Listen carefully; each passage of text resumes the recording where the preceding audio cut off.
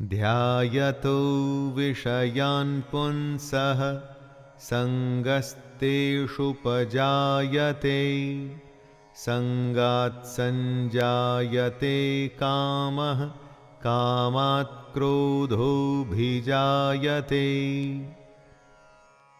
विषयों के बारे में अर्थात इच्छाओं के बारे में सोचते रहने से उसमें आसक्ति हो जाती है और आसक्ति से उन विषयों की कामना उत्पन्न होती है और जब वो कामना पूरी नहीं होती तो क्रोध उत्पन्न होता है। जिस तरह ज्यादा खाने से भूख बढ़ती है, ज्यादा सोने से नींद बढ़ती है, उसी तरह से जब आप अपनी इच्छाओं के बारे में सोचते रहते हैं तो बस उसी में फंस के रह जाते हैं और उसे ही आसक्ति कहते हैं। आसक्ति के बढ़ने को कामना कहते हैं और कामना के पूरा न होने पर गुस्सा आता है और तब आप अपनी समझ खो देते हैं।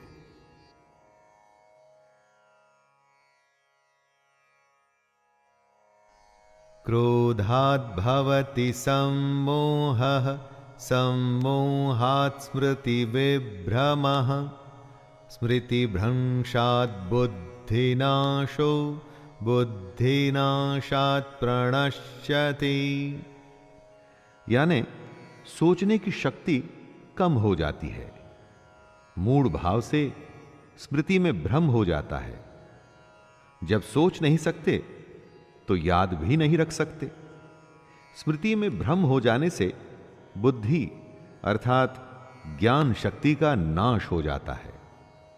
जब याद नहीं रख पाएंगे तो ज्ञान किसी काम नहीं आएगा, बुद्धि बेकार हो जाएगी और बुद्धि का नाश हो जाने से पुरुष अपनी स्थिति से गिर जाता है। रागद्वेष वियुक्तैस्तु विषयानिन्द्रियैश्चरन् आत्मवश्यैर्विधेयात्मा प्रसादमधिगच्छति। जो अपनी इच्छाओं को, अपनी आसक्तियों को अपने नियंत्रण अर्थात कंट्रोल में रख पाते हैं, दोस्ती शत्रुता गुस्से या प्यार के बिना अपनी इंद्रियों को भटकने नहीं देते, वो अंतःकरण की प्रसन्नता को प्राप्त होते हैं। ऐसे लोगों को बाहरी नहीं, हार्दिक और अंदरूनी प्रसन्नता होती है। आनंद, खुशी, शांति कहीं बाहर नहीं होती दोस्तों, वो तो हमारे अंदर होती है और हम उसे ढूंढते बाहर हैं। इसलिए ऐसा कहा गया है कि मोह को कहां ढूंढे रे बंदे, मैं तो तेरे पास। प्रसादे सर्वदुःखानां हानिरस्योपजायते प्रसन्नचेतसो ह्याशो बुद्धिः पर्यवतिष्ठते। अंतःकरण की प्रसन्नता होने पर, अंदर से प्रसन्न होने पर दुख खत्म हो जाते हैं और ऐसे प्रसन्न चित्त कर्म योगी की बुद्धि शीघ्र ही सब ओर से हटकर एक परमात्मा में ही भली भांति स्थिर हो जाती है।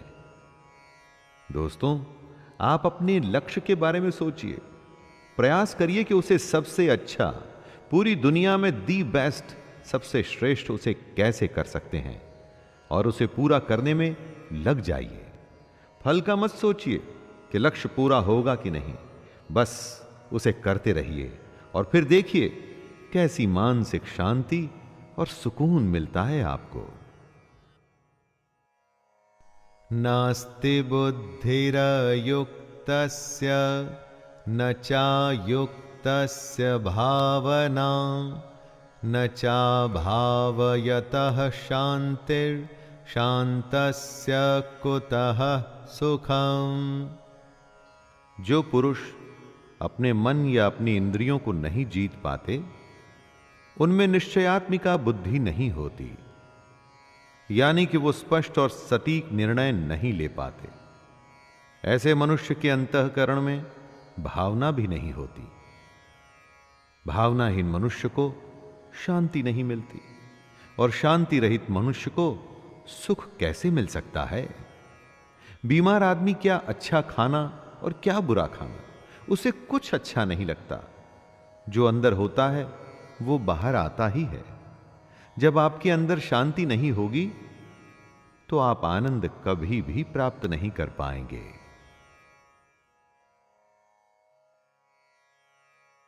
इंद्रियाणां हि चरतां यन्मनोनो विधीयते तदस्य हरति प्रज्ञां वायुर्नावमिवाम्भसि। जैसे जल में चलने वाली नाव को वायु हर लेती है, जैसे हवा पानी में चलती हुई नाव की दिशा बदल देती है, वैसे ही विषयों में विचरती हुई इंद्रियों में से मन जिस इंद्रिय के साथ रहता है वह एक ही इंद्रिय इस अयुक्त पुरुष की बुद्धि को हर लेती है। अगर वो क्रोध में है तो और कुछ भी नहीं सोच पाएगा, और अगर प्रेम में है तो उसे किसी बात की सुध भी नहीं रहेगी।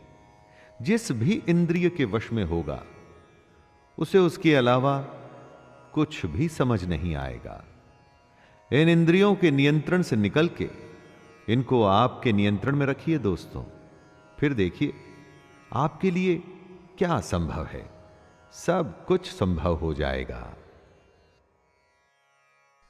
तस्माद्यस्य महाबाहो निगृहीतानि सर्वशः इन्द्रियाणीन्द्रियार्थेभ्यस्तस्य प्रज्ञा प्रतिष्ठिता। हे महाबाहो, जिस पुरुष की इंद्रियां इंद्रियों के विषयों में सब प्रकार निग्रह की हुई हैं, उसी की बुद्धि स्थिर है। यानी जिस पुरुष ने अपनी इंद्रियों और उनसे होने वाली इच्छाओं पर पूरी तरह से रोक लगा रखी है, उसी की बुद्धि स्थिर है।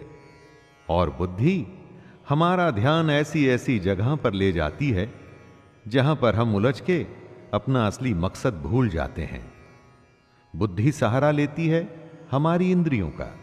इसलिए अगर बुद्धि पर विजय प्राप्त करनी है दोस्तों, तो इंद्रियों को वश में करना ही होगा।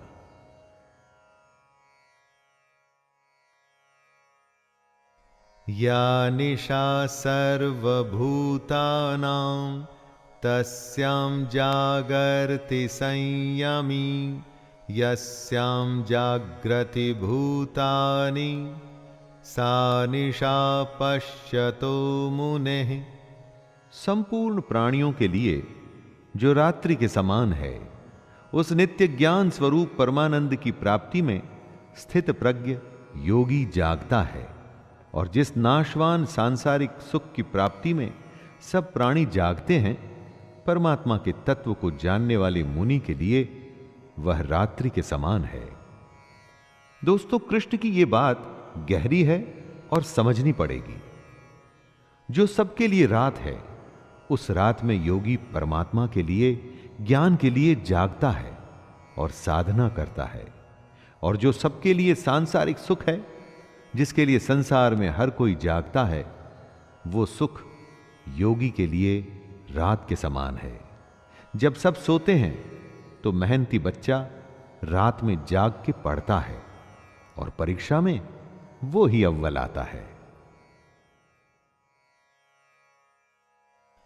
आपूर्यमाणमचल प्रतिष्ठं समुद्रमापः प्रविशन्ति यद्वत् तद्वत् कामायं प्रविशन्ति सर्वे स शान्तिमाप्नोति न कामकामी।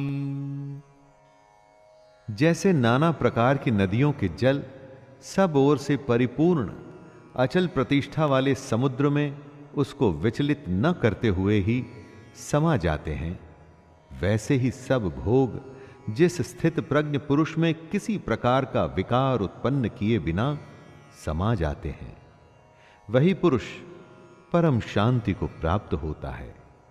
भोगों को चाहने वाला नहीं, नदियां समुद्र को विचलित अर्थात उसे डिस्टर्ब नहीं करती, उसी तरह से स्थिर बुद्धि वाले पुरुष में सारी इच्छाएं, सारे भोग समा जाते हैं और उसे विचलित नहीं करते। कई बार किसी के कहने पर आपको बुरा लगता है और आप अपना आपा खो देते हैं। इसका मतलब आपका अपने ऊपर नियंत्रण नहीं है। ऐसा समुद्र बनिए जिसमें कोई भी नदी, किसी भी तरह की गाली या कोई कमेंट आपको कभी भी विचलित न कर पाए। विहाय कामान्यः सर्वान् पुमांश्चरति निःस्पृहः निर्ममो निरहंकारः स शान्तिमधिगच्छति। जो पुरुष संपूर्ण कामनाओं को त्याग कर ममता रहित, अहंकार रहित और स्पृहा रहित हुआ विचरता है, वही शांति को प्राप्त होता है, अर्थात वो शांति को प्राप्त है। कामना का, इच्छा का त्याग करना है, उससे मोह नहीं रखना है, घमंड नहीं करना है, दुनिया में रहकर भी दुनिया से अलग रहना है। ऐसे ही इंसान को शांति प्राप्त होती है। कामयाब वही होता है जो परेशान हुए बिना अपनी धुन में, अपने काम में लगा रहता है। सफलता उसी के ही पांव चूमती है।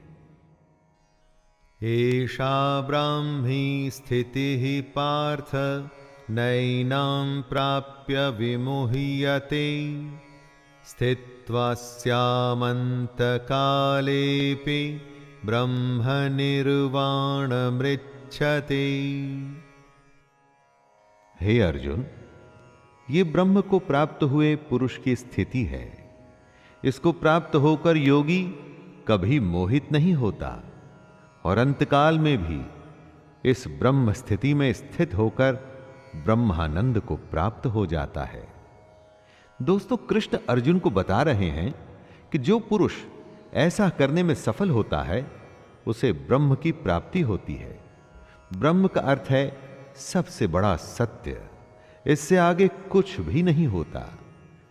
कृष्ण कहते हैं कि ये जो सारे लक्षण हैं उन लोगों के हैं जो अपनी बुद्धि को स्थिर रखकर अपने लक्ष्य को प्राप्त करते हैं।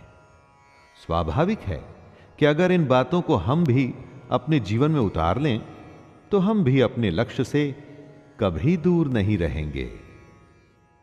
दोस्तों, ये था गीता का दूसरा अध्याय, सांख्य योग।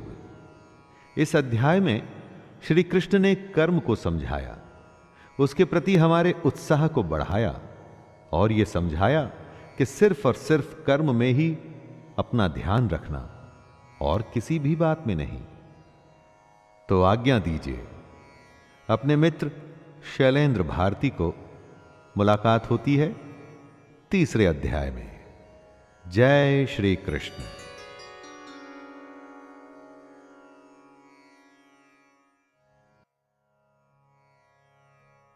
भगवत गीता अध्याय 3, कर्म योग। कर्म तो हर पल, हर समय हम सब करते हैं। ऐसा कोई क्षण संभव नहीं कि जब हम कर्म किए बिना रह सकें। कुछ कर्म झूठ और फरेब से भरे होते हैं और कुछ कर्तव्य के लिए किए जाते हैं। तो फिर ऐसे कौन से कर्म हैं जो हमें हमारे लक्ष्य तक ले जाएंगे? उसी के एनालिसिस श्री कृष्ण हमारे लिए करेंगे और हम उसे आम जन जन की भाषा में, यानी कि आपकी ही बोली में आपके लिए लाए हैं। मैं शैलेंद्र भारती प्रणाम के साथ गीता के अध्याय 3 को प्रस्तुत करता हूं। अर्जुन उवाच ज्यायसि चेत्कर्मणस्ते मता बुद्धिर्जनार्दन तत्किं कर्मणि घोरे मां नियोजयसि केशव। अर्जुन पूछते हैं, हे जनार्दन, यदि आपको कर्म के मुकाबले ज्ञान बेहतर लगता है, तो फिर हे केशव, मुझे भयंकर कर्म में क्यों लगाते हैं? कृष्ण ज्ञान को कर्म से अधिक बेहतर बताते हैं। तो उस हालत में यह सवाल उचित बनता है कि वो अर्जुन को कर्म करने के लिए, मतलब युद्ध करने के लिए क्यों कह रहे हैं? क्योंकि अगर ज्ञान की ही बात है तो वो तो अर्जुन कृष्ण से ले ही रहे हैं।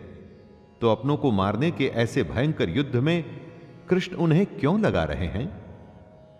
दोस्तों, कितनी ही बार हमारे मन में ऐसे प्रश्न आते हैं कि कर्म आखिर क्यों करना? व्यामिश्रेणेव वाक्येन बुद्धिं मोहयसीव मे तदेकं वद निश्चित्य येन श्रेयो हमाप्नुयाम। कृष्ण की बात सुन के अर्जुन की बुद्धि मोहित हो रही थी। समझने के बजाय वो और ज्यादा उलझ रहा था। इसलिए अर्जुन कृष्ण से कहता है, एक बात बताइए प्रभु, जिससे मेरी उलझन दूर हो सके। अर्जुन कहना चाहते हैं कि भगवान कंफ्यूज मत करिए, मेरी दुविधा को दूर करके कोई एक बात बताइए जिस पे मैं चल सकूं। कृष्ण ने जो बातें बताई वो गूढ़ हैं, कॉम्प्लिकेटेड हैं, गहरी हैं। ऊपर से देख के ऐसा लगता है कि ये तो बस ज्ञान की बातें हैं, इन पर चलें तो चलें कैसे? यही दुविधा अर्जुन की भी है और कृष्ण उत्तर दे रहे हैं। श्री भगवानुवाच लोकेस्मिन् द्विविधा निष्ठा पुरा प्रोक्ता मया नघ ज्ञानयोगेन सांख्यानां कर्मयोगेन योगिनां। श्री भगवान अर्जुन से कहते हैं कि इस दुनिया में दो प्रकार की निष्ठा, दो प्रकार के विश्वास हैं।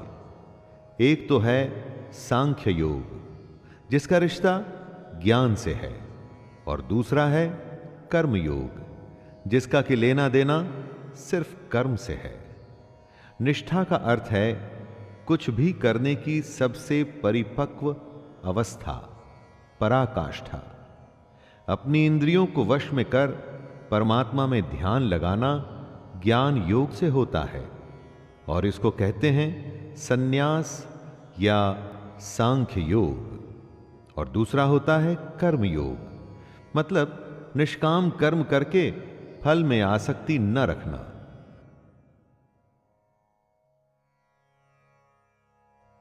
न कर्मणामनारंभान् नैष्कर्म्यं पुरुषोष्णुते न च संन्यासनादेव सिद्धिं समधिगच्छति। मनुष्य न तो कर्मों को शुरू किए बिना निष्कर्मता को अर्थात योग निष्ठा को प्राप्त होता है, और न कर्मों के केवल छोड़ देने से सिद्धि यानी सांख्य निष्ठा को ही प्राप्त होता है। दोस्तों, ऐसा नहीं कि आप कर्म करें ही ना और स्वयं को सन्यासी कहें। ऐसे तो दुनिया चल ही नहीं पाएगी। अपने कर्तव्य को छोड़ यदि आप सन्यासी बन जाते हैं और आप समझते हैं कि आपको मोक्ष मिल जाएगा, ना, तो वो संभव नहीं है। ऐसा नहीं हो सकता कि कर्मों को त्याग दें और खुद को कर्म योगी कहें। कर्म को न करने से या उसे हमेशा के लिए त्याग देने से कुछ भी हासिल नहीं होगा।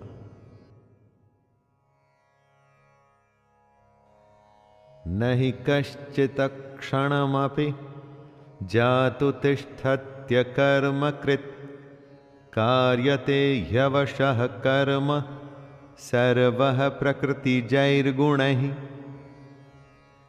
ऐसा हो ही नहीं सकता कि मनुष्य किसी भी काल में क्षण मात्र भी बिना कर्म किए रह जाए। हमारी दुनिया ऐसी है, हम चाहें या न चाहें कर्म तो हमें करना ही पड़ेगा। कर्म न करना भी कर्म करना ही है।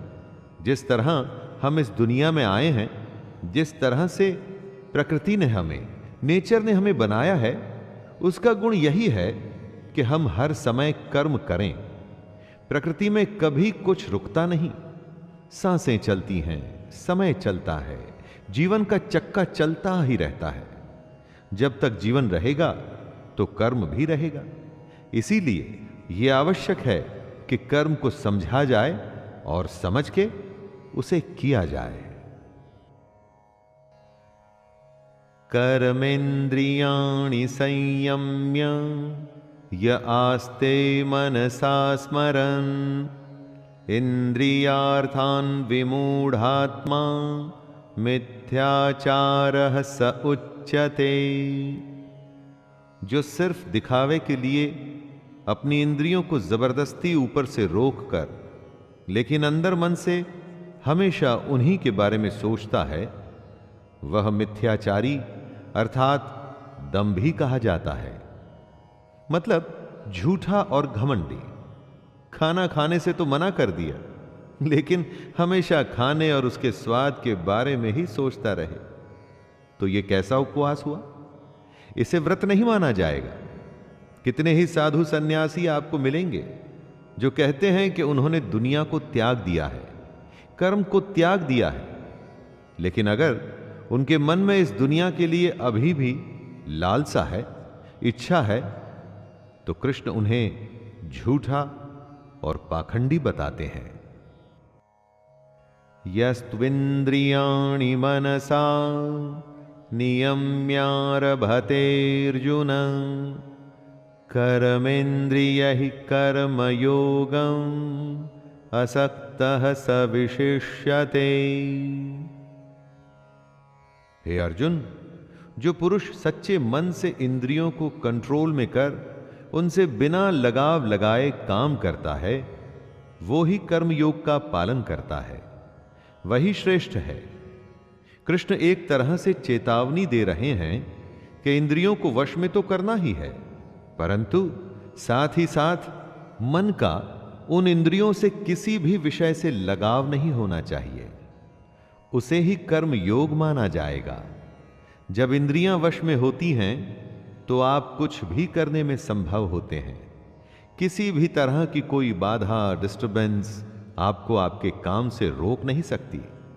और अगर आप इंद्रियों के वश में हैं तो चाहे वो स्वादिष्ट खाने की महक ही क्यों ना हो, कोई रूपसी नारी ही क्यों ना हो, आसपास का शोर ही क्यों ना हो, छोटी या बड़ी हर बाधा आपको आपका काम करने से रोकेगी। नियतं कुरु कर्म त्वं कर्म ज्यायो ह्यकर्मणः शरीरयात्राणि च ते न प्रसिद्धयेद कर्मणः। हे अर्जुन, तू केवल कर्तव्य निभा, क्योंकि कर्म न करने के मुकाबले कर्म करना बेहतर है, तथा कर्म न करने से तेरा जिंदा रहना भी तो पॉसिबल नहीं। अर्थात तू शस्त्र उठा और युद्ध कर, अपना कर्म कर, क्योंकि यह कर्म न करने से कहीं अच्छा है।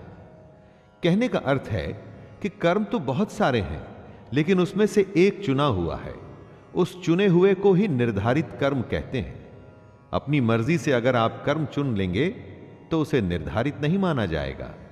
आपको अपना कर्तव्य समझकर अपना कर्म चुनना होगा, अथवा जो कर्म आपको मिला है उसे अपना कर्तव्य समझकर निभाना होगा।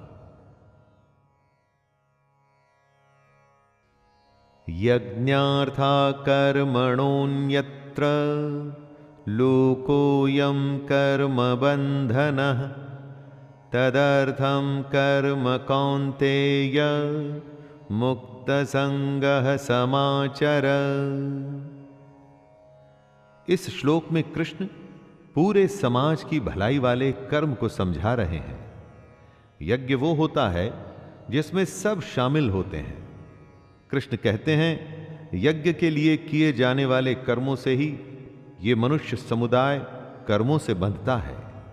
इसलिए हे अर्जुन, तू इच्छाओं को छोड़कर उस यज्ञ के लिए ही भली भांति कर्तव्य कर्म कर। यज्ञ अर्थात समाज और प्रजा की भलाई के लिए किया गया निस्वार्थ काम, हमको भी अपने कर्तव्यों को यज्ञ समझ ऐसे कामों में अपना योगदान देना चाहिए जिससे समाज का भला हो। अगर हम सब अपने काम को यज्ञ समझ उसे सम्मान पूर्वक करें तो सबका भला होगा। इसे ही आप निर्धारित कर्म भी मानिए।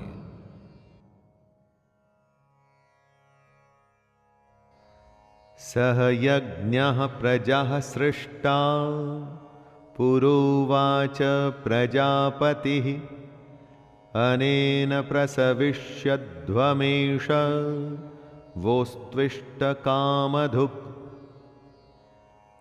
प्रजापति ब्रह्मा ने इस दुनिया की शुरुआत में यज्ञ को रचकर अपनी जनता से कहा कि तुम लोग इस यज्ञ द्वारा वृद्धि को प्राप्त हो और यह यज्ञ तुम लोगों को इच्छित भोग प्रदान करेगा।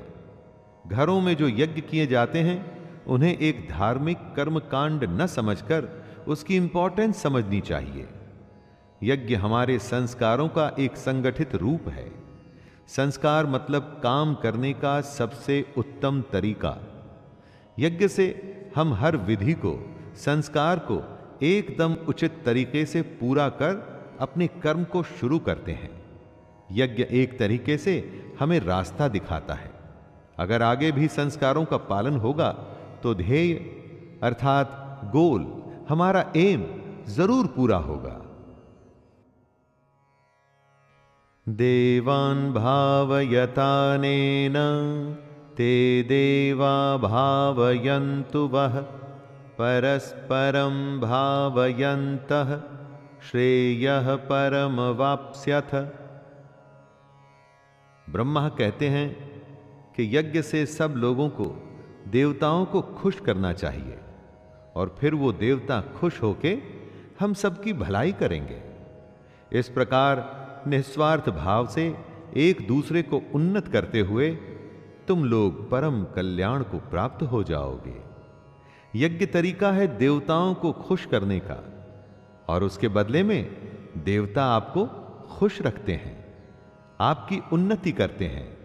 इसलिए काम शुरू करने से पहले, कुछ भी शुभ करने से पहले ईश्वर का नाम लेने का विधान है। यही ईश्वर का नाम जब सही तरीकों, सही पद्धति, सही मेथड्स के साथ किया जाता है उसे यज्ञ कहते हैं। यज्ञ को अपने और देवताओं के बीच का एक मीडियम मान लीजिए जिससे दोनों के बीच संबंध बना रहता है।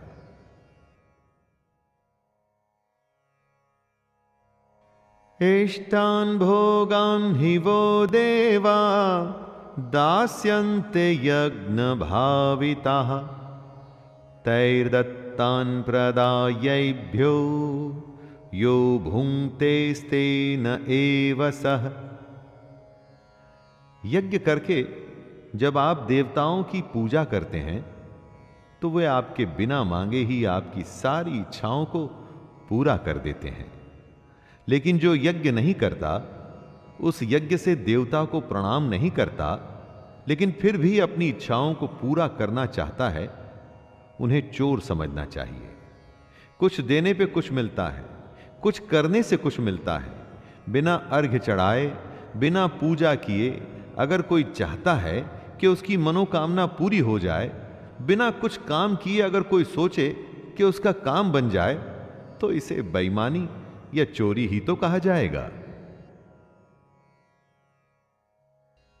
यज्ञशिष्टाशिनः सन्तो मुच्यन्ते सर्वकिल्बिषैः भुञ्जते ते त्वघं पापा ये पंचन्त्यात्मकारणात्।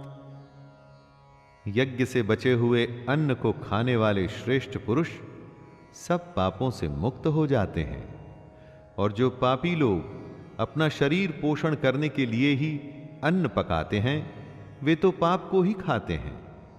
हम क्या सिर्फ खा के जिंदा रहने और फिर मर जाने के लिए पैदा होते हैं? ऐसे जीवन का क्या मतलब हुआ? अपने जीवन का पर्पस, उसका उद्देश्य हमें समझना चाहिए। इस ब्रह्मांड में हम क्यों हैं, क्यों हमें ईश्वर या मोक्ष को प्राप्त करना है, इन सब को समझने के लिए ही यज्ञ जैसे अनुष्ठान किए जाते हैं। जो लोग यज्ञ या ईश्वर को याद किए बिना सिर्फ अपने जिंदा रहने में ही लगे रहते हैं, उन्हें चोर समझना चाहिए।